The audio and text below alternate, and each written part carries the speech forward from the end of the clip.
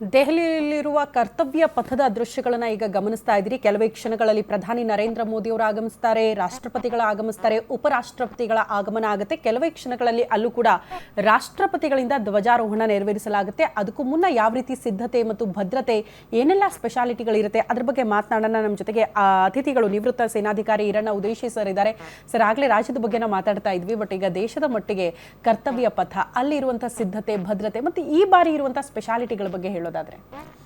Yes madam, ಇದು ನಾನು last ಹೇಳ್ತಾ ಇದ್ದೆ. ಇದು ಏನಂತಂದರೆ 6050 ಜನ ಈ ಕರ್ತವ್ಯ ಪಥದಲ್ಲಿ ರಾಷ್ಟ್ರಪತಿ ಅವರಿಗೆ ಸೆಲ್ಯೂಟ್ ಕೊಡೋದಕ್ಕೆ ತಯಾರಾಗಿದ್ದಾರೆ. ಸೊ ಇದೆಲ್ಲ ಇರೋದರಿಂದ ಇದರ ಪೂರ್ವ ತಯಾರಿ ಸೆಪ್ಟೆಂಬರ್ ತಿಂಗಳದಿಂದ ಆಗ್ತಾ ಇದೆ. ಸುಮಾರು 18 ಕಂಟಿಜೆಂಟ್ ಟೋಲಿ ಇದಾವೆ. ಒಂದು ಕಂಟಿಜೆಂಟ್ ಟೋಲಿಯಲ್ಲಿ 144 ಜನರ ತರ ಇದು ಮಾಡ್ತಾರೆ, ಭಾಗವಹಿಸ್ತಾರೆ. 12x12 ಬಾಕ್ಸ್ ಇರುತ್ತೆ. ಇದನ್ನ ಸೆಪ್ಟೆಂಬರ್ದಿಂದ ಅಂತಂದ್ರೆ ತಮ್ಮ ರೆಜಿಮೆಂಟ್ ಸೆಂಟರ್ಗಳಲ್ಲಿ ತಮ್ಮ ಯೂನಿಟ್ಗಳಲ್ಲಿ ಮಾಡ್ಕೊಂಡು ಬಂದು ಕೊನೆಗೆ ಬಂದ್ಬಿಟ್ಟು ಇದು ದಿಲ್ಲಿಯಲ್ಲಿ ಕರ್ತವ್ಯ ಪಥದಲ್ಲಿ ಈ ದಿನ ನೆರವೇರುತ್ತೆ. ಇದಕ್ಕೆ ಮುಂಚೆ ಜನವರಿ 15ನೇ ತಾರೀಕಿಗೆ ಅವರಲ್ಲಿ ಯಾರು ತುಂಬ ಚಾಣಾಕ್ಷತನದಿಂದ ತುಂಬ ಚೆನ್ನಾಗಿ ಅಚ್ಚುಕಟ್ಟಾಗಿ ಡ್ರಿಲ್ ಮಾಡಿ ಅದನ್ನು ಪ್ರದರ್ಶಿಸ್ತಾರೆ ಅನ್ನೋದೊಂದು ಕಾಂಪಿಟೇಷನ್ ಇರುತ್ತೆ. ಅದು ಆಗಲೇ ಈಗ ಜೈಪುರದಲ್ಲಿ ಆಗಿದೆ. ಸೊ ಇದರದ್ದು ಕೇವಲ ಈಗ ಮ್ಯಾನೇಜ್ಮೆಂಟ್ ಅಂತ ಮಾತ್ರ ಅಲ್ಲ, ಅನೇಕ ಪ್ರಾಣಿಗಳು ಸೇನೆಗೆ ಸಹಾಯ ಮಾಡ್ತಾವೆ. ಅವು ಥರದ್ದು ಎಲ್ಲರದ್ದು ಬಂದ್ಬಿಟ್ಟು ಅಲ್ಲಿ ಕರ್ತವ್ಯ ಪಥದಲ್ಲಿ ರಾಷ್ಟ್ರಪತಿಗಳ ಮುಂದ್ಗಡೆ ಅದನ್ನು ತೋರಿಸ್ತಾರೆ. ಮತ್ತು ಹೊಸದಾಗಿ ಬಂದಿರುವಂಥ ಯುದ್ಧೋಪಕರಣಗಳನ್ನು ಅಲ್ಲಿ ಪ್ರದರ್ಶನ ಮಾಡ್ತಾರೆ. ಒಟ್ಟಿನಲ್ಲಿ ಹೇಳ್ಬೇಕಂತಂದ್ರೆ ಇದು ಪೂರ್ತಿ ಒಂದು ಶಕ್ತಿಯ ಪ್ರದರ್ಶನ, ಸೇನೆಯ ಶಕ್ತಿಯ ಪ್ರದರ್ಶನ ಅಂತ. ಅದ್ರ ಜೊತೆಗೆ ನಮ್ಮ ದೇಶದ ಶಕ್ತಿ ಪ್ರದರ್ಶನ ಅಂದ್ರೂ ಕೂಡ ತಪ್ಪಾಗ್ಲಿಕ್ಕೆ ಅನ್ಸುತ್ತೆ. ಇಡೀ ವಿಶ್ವದ ಚಿತ್ತ ಇವತ್ತು ನಮ್ಮ ಕಡೆಗೆ ಇರುತ್ತೆ ಅಂತ. ಹೌದು, ಸತ್ಯವಾಗ್ಲಿ, ಈ ಮಾತು ನಿಜ ಮೇಡಮ್. ಯಾಕಂತಂದ್ರೆ ಸೇನೆ ಬಂದ್ಬಿಟ್ಟು ಕೇವಲ ಬಾರ್ಡರ್ದಲ್ಲಿ ಮಾಡತ್ತೆ ಅಂತ ಅನ್ನೋದಕ್ಕೆ ಇದು ಮಾಡಕ್ ಬರಲ್ಲ. ದೇಶದ ಪ್ರತಿಯೊಬ್ಬ ಪ್ರಜೆ ಕೂಡ ಇದನ್ನು ತುಂಬಾ ವಿಜೃಂಭಣೆಯಿಂದ ಆಚರಿಸ್ತಾರೆ. ಪ್ರತಿಯೊಬ್ಬರು ಈ ದಿನಕ್ಕಾಗಿ ಕಾಯ್ಕೊಂಡು ಕೂತ್ಕೊಂಡಿರ್ತಾರೆ. ತಮ್ಮ ಸಂತೋಷವನ್ನ ಹೇಗೆ ವ್ಯಕ್ತಪಡಿಸಬೇಕು ಅನ್ನೋದು ಈ ದಿನ ತೋರಿಸ್ಕೊಡ್ತಾರೆ. ನಾನು ಅದ್ರ ಜೊತೆಗೆ ಹೇಳ್ತಾ ಇದ್ದೆ ಸರ್, ಯಾವಾಗಲೂ ಗಣರಾಜ್ಯೋತ್ಸವ ಇರಬಹುದು, ಸ್ವಾತಂತ್ರ್ಯ ದಿನಾಚರಣೆ, ಇದು ಜಸ್ಟ್ ಆಚರಣೆಯಲ್ಲ, ವರ್ಷದಿಂದ ವರ್ಷಕ್ಕೆ ದೇಶದ ಅಭಿವೃದ್ಧಿ, ದೇಶದ ಶಕ್ತಿಶಾಲಿ ರಾಷ್ಟ್ರ ಹೆಂಗಾಗ್ತಾ ಇದೆ, ಈ ಹಿಂದೆ ಇದ್ದಂಥ ವಾತಾವರಣ ದೇಶದಲ್ಲಿ ಈಗಿಲ್ಲ ಅಂತ. ಎಲ್ಲವೂ ಕೂಡ ಅಪ್ಡೇಟ್ ಆಗಿದೆ. ಶಸ್ತ್ರಾಸ್ತ್ರಗಳ ವಿಚಾರ ಇರಬಹುದು ಅಥವಾ ಮುಂದುವರೆದ ರಾಷ್ಟ್ರ ಅಂತ ಇವತ್ತು ನಮ್ಮ ಭಾರತ ಕರೆಸ್ಕೊಳ್ತಾ ಇದೆ ಅಂತ. ಸೊ ಇದು ಕೂಡ ವೆರಿ ಇಂಪಾರ್ಟೆಂಟ್ ಅಂತ ಅನ್ಸುತ್ತೆ ಒಂದು ದೇಶದ ವಿಚಾರಕ್ಕೆ ಸಂಬಂಧಪಟ್ಟಂತೆ. ಹೌದು ಮೇಡಮ್, ಯಾಕಂದ್ರೆ ಮೊದಲೆಲ್ಲ ತುಂಬಾ ಬೇಸಿಕ್ ಮಾಡೆಲ್ ವೆಪನ್ಗಳಿದ್ವು. ಕರೆಕ್ಟ್.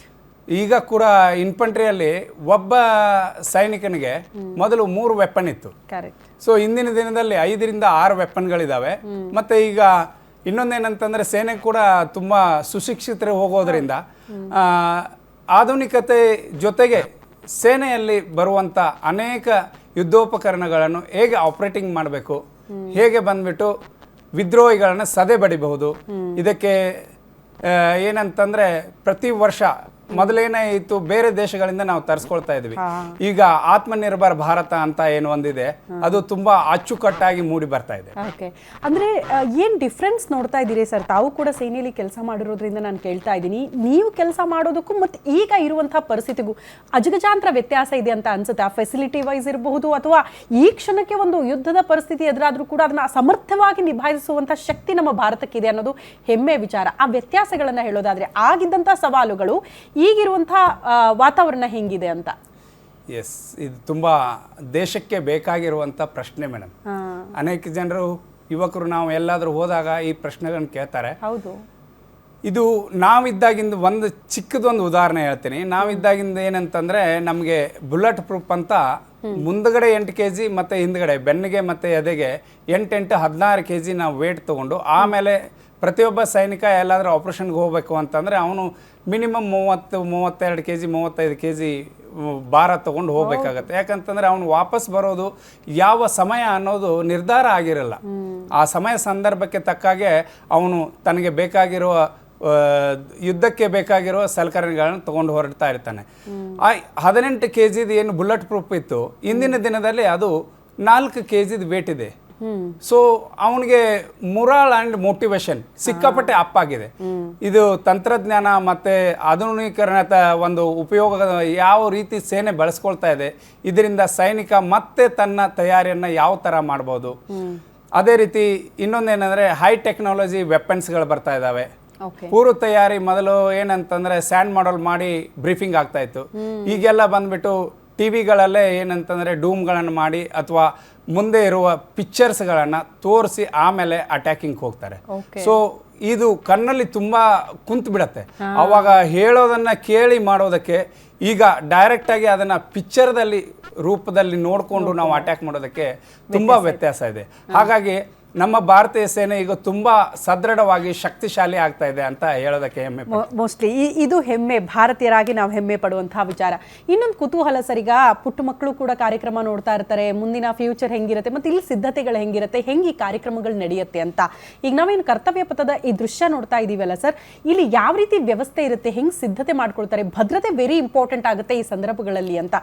ಅಲ್ಲಿ ವಾತಾವರಣ ಮತ್ತು ಸಿದ್ಧತೆ ಭದ್ರತೆ ವಿಚಾರಕ್ಕೆ ಸಂಬಂಧಪಟ್ಟಂತೆ ಎಕ್ಸ್ಪ್ಲೈನ್ ಮಾಡೋದಾದ್ರೆ ಹೆಂಗೆ ತಯಾರಿಗಳಾಗುತ್ತೆ ಅಂತ.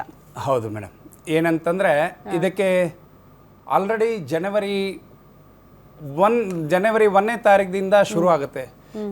ಇದು ವಿಶ್ವದ ಅನೇಕ ಜನರು ಇದನ್ನು ಎದುರು ನಿಂತು ನೋಡ್ತಾರೆ. ಯಾಕಂತಂದ್ರೆ ಭಾರತ ದೇಶ, ವಾಪಸ್ ಬರ್ತೀನಿ, ನೀವು ಹೇಳಿದ ಮಾತು ನಿಜ. ಇಡೀ ದೇಶ ಮಾತ್ರ ಅಲ್ಲ, ಇಡೀ ವಿಶ್ವದ ಚಿತ್ತ ಇವತ್ತು ಇದೇ ಕರ್ತವ್ಯದ ಪಥದ ಕಡೆಗೆ ಇರುತ್ತೆ.